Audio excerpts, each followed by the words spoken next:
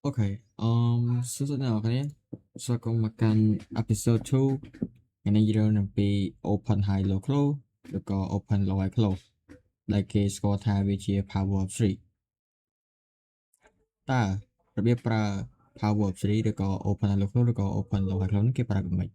ដើម្បីងាយស្រួលក្នុងការប្រើប្រាស់ power of 3 ឬក៏យើងហៅថា open high low close និង open low high close គឺយើងប្រើប្រាស់វាសម្រាប់តែនៅក្នុង daily candle តែប៉ុណ្ណោះអូខេចឹងយើងយក12 AM EST ឬក៏យើងហៅថា New York Midnight អញ្ចឹងខ្ញុំសម្រាប់ set New York Midnight ហ្នឹងដើម្បីឲ្យអ្នកនរគ្នា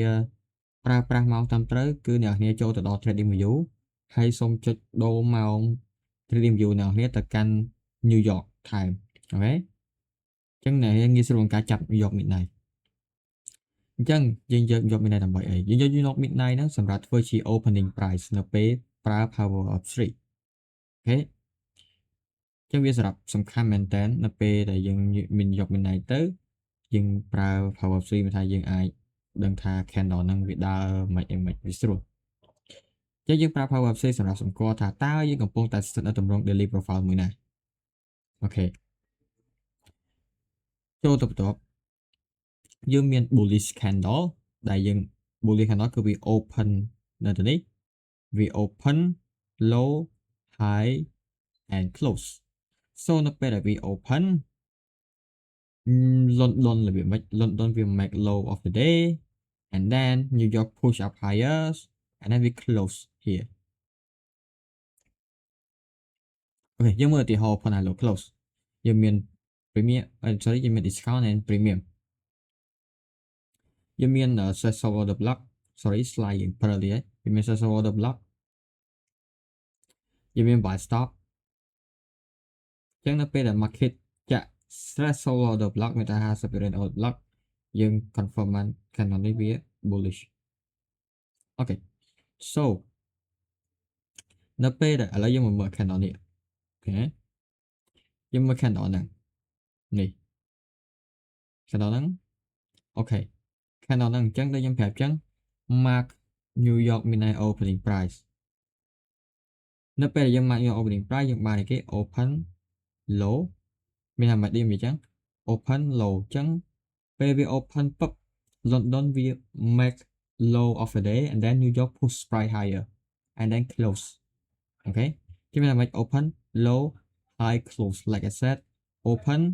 London low of the day and then New York continuation higher and then we close អាហ្នឹងហើយគឺសម្រាប់ open high low close សម្រាប់ open high low close ម្ដងតម្រូវវាគឺបែបចាស់ open high low close មានថាម៉េចវាបោកផ្សារពឹប London make high of the day and then New York continuation lower ហើយ close នៅពេលដែលវា retest ឡើងលើហ្នឹងមានថាវា close here អូខេ close here អញ្ចឹងសរុបមក New York Midnight opening price អញ្ចឹងអ្នកខ្ញុំក៏ជាឆ្ងល់ថាវា close នៅម៉ោងប្រហែលគឺម៉ោង17គឺមើលទៅ review ទៅម៉ោង17គឺវា close ហើយ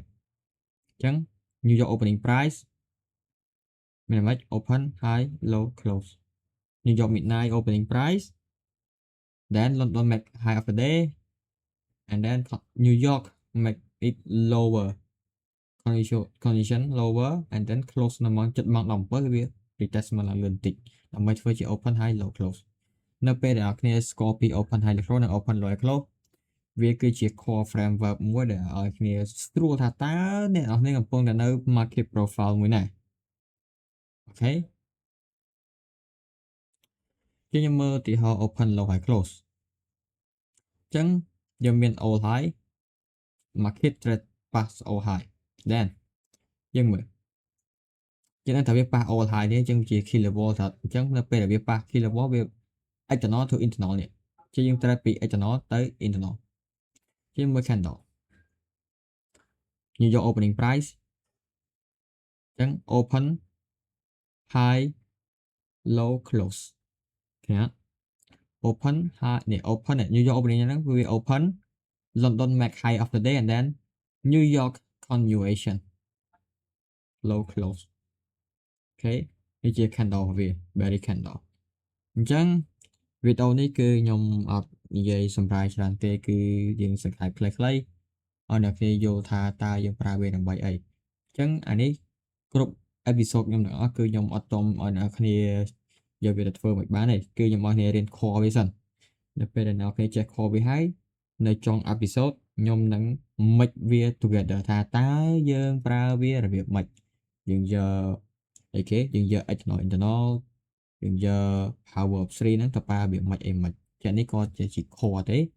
ដល់ពេលកន្លែងយើង put it all together អ្នកគ្នាប្រកាសជាដឹងហើយថាយើងប្រើវារបៀបម៉េច so បើមានចម្ងល់អាចសួរនៅ comment បាន